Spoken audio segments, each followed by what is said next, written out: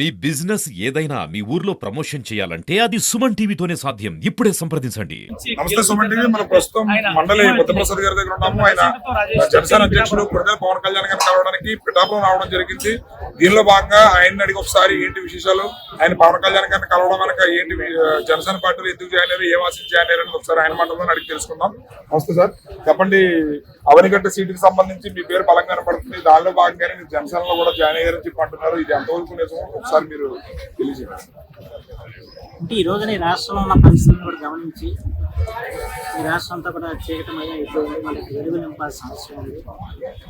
అరాచకమైన పరిపాలన సాగుతుంది. వ్యవస్థని కూడా సర్వనాశిపోయి ప్రజలు మన స్వేచ్ఛాజీవులు సంచరించే పరిస్థితి మనకు తేవాల్సిన అవసరం ఉంది. అభివృద్ధి అనేది వాళ్ళు అడిగించిపోయింది.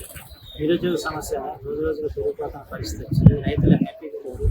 ఇలాంటి పరిస్థితుల్లో మన ప్రభుత్వాలు మార్చాల్సిన ఆవశ్యకత ఎంత ఉంది. దానికోసం చెప్పి వాళ్ళ తెలుగుదేశం, జనసేన, బీజేపీ కూటమి ఏర్పడింది. ఈ కూటమి అభ్యర్థిగా నేను నుంచి ఇవాళ నిలబడతాను. దానికి పవన్ కళ్యాణ్ ప్రకటిస్తారు. ఆయన మాత్రం చెప్పారు, పెద్ద మెజారిటీతో మీరు గెలిచి రావాలి. మీలాంటి స్వామిలు ఈ రాష్ట్రానికి చాలా అవసరం. భాషా పరిరక్షణ విషయంలో, తెలుగు భాషా పరిరక్షణ విషయంలో మాకెంతో మద్దతు ఇచ్చారు. ఆయన కూడా మన నుడి, మన నది అని చెప్పి ఒక పక్కన భాషను పరిరక్షించుకోవాలి, రెండో పక్కన నదులను సంరక్షించుకోవాలని చెప్పిన కార్యక్రమం కూడా జనసేన పార్టీ నిర్వహించాల్సిందని తెలిసిన విషయం. అయితే వారికి మాకు ఏంటంటే చాలా విషయాల్లో వారి భావాలు నా భావాలు ఒకటిగానే ఉంటాయి. ఆయన కేవలం ఓట్ల కోసం రాజకీయం చేసే వ్యక్తిగా సమాజంలో మార్పు రావాలి, సమాజంలో సంస్కరణ రావాలని చెప్పి ఆలోచించే వ్యక్తి. నేను కూడా అదే విధంగా ఆలోచించే వ్యక్తి.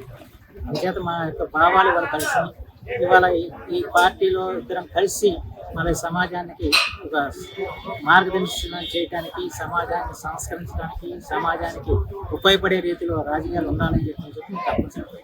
సార్ చెప్పండి, జనసేన తరపు నుంచి జనసేన అడ్డ అవనిగడ్డ అని చెప్పి ముందు నుంచి కూడా వచ్చింది. అయితే దీనిలో భాగంగా జనసేన సీట్ ఆశించినటువంటి నాయకులు మీకు మద్దతు ఇస్తారని మీరు ఆశిస్తున్నారు.